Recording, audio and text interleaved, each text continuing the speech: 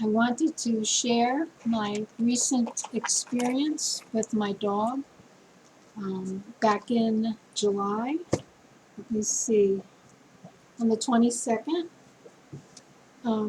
he started vomiting, and then he had diarrhea, and it was the kind that they call raspberry jelly diarrhea, where it looks like raspberry jelly, and actually it's blood. So I was looking up his symptoms, and since I've been told before by two veterinarians that he has kidney disease, I was thinking, well, maybe this is the end stage, because several websites were, explaining how the end stage is, and, it said they start vomiting and they have diarrhea, and he certainly looked sick. So I put him on a very bland diet, thinking about going to the veterinarian, but thinking, if he's at the end stage, they're just going to tell me to, you know, don't let him suffer, and, let us put him to sleep. And I really didn't want to do that, because he was still walking around, able to eat, able to drink, the bland diet, of course. So anyway, I got some bone broth made from low sodium chicken bones, and I got some very sticky white rice, and I already had in the house some potato flakes. This is, I get it online, and the only ingredient is potato flakes. No salt, no fat, and this is what it looks like.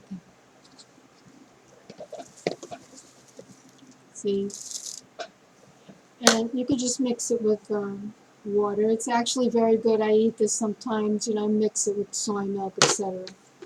So I used filtered water for the dog and put some of this in it, because the main thing is he has to have fluids if he's having diarrhea.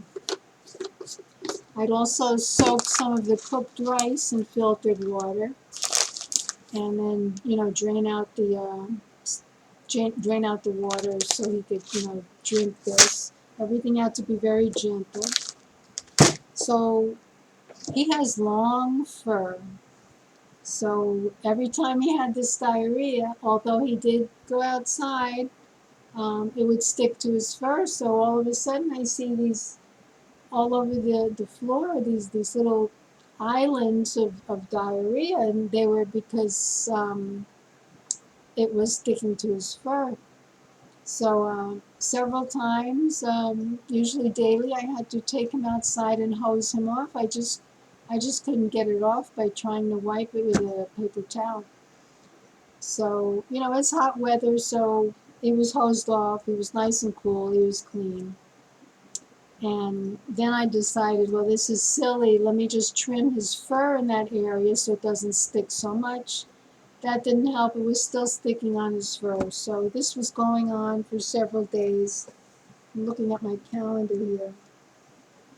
So finally, on day 5, this was the 26th of July, he refused food, refused the flavored water I was giving him. I'd flavor it with the potato flakes, or, I'd put some of the bone broth in it, or the rice water. He stopped. He wouldn't drink anything. He wouldn't eat anything. So I thought, well, maybe this is it.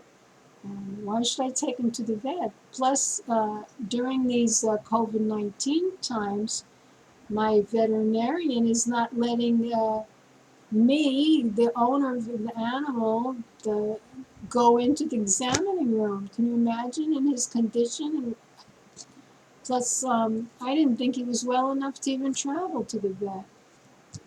And what about diarrhea all along the way, in the driveway, in the truck, in the waiting room, in the examining room? I thought, well, I can't keep cleaning the floor like this, several times a day, and I'm going to put him in the backyard.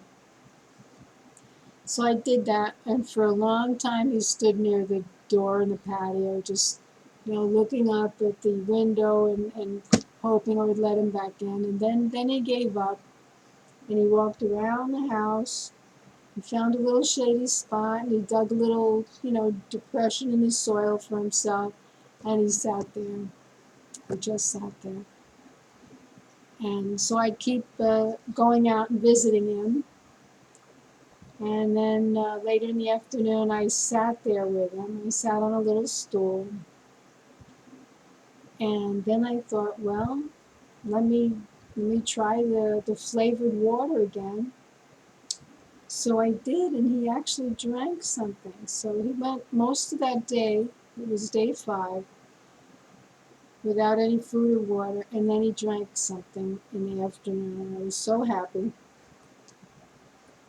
So ever since then, day 5 of this experience, he seemed to be getting a little better, but still the bowel movements were much too soft. It looked like the butterscotch pudding.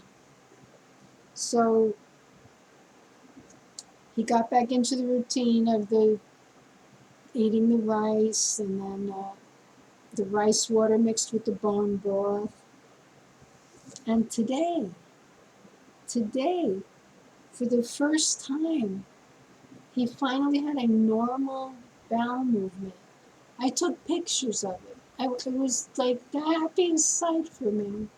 I mean, I thought he was going to die, and I'm praying, please don't let him suffer, and you know, but if possible, please cure him, And so, oh my goodness. So you see, I was convinced that this was the end stage of kidney disease. But actually, what I've discovered upon further study is it was HGE, which is hemorrhagic gastrointestinal enteritis. So the dogs pick up some kind of bacteria somewhere because they dug up something strange and ate it, or whatever. So, it doesn't matter if I'm a medical professional or I have all this experience with dogs, because certain groups of symptoms could be several different things. So you never know what's going to happen in life. And as I keep reminding myself, we learn many things from suffering, many things, and maybe, what we go through can help someone else. So, what I usually say, keep trying.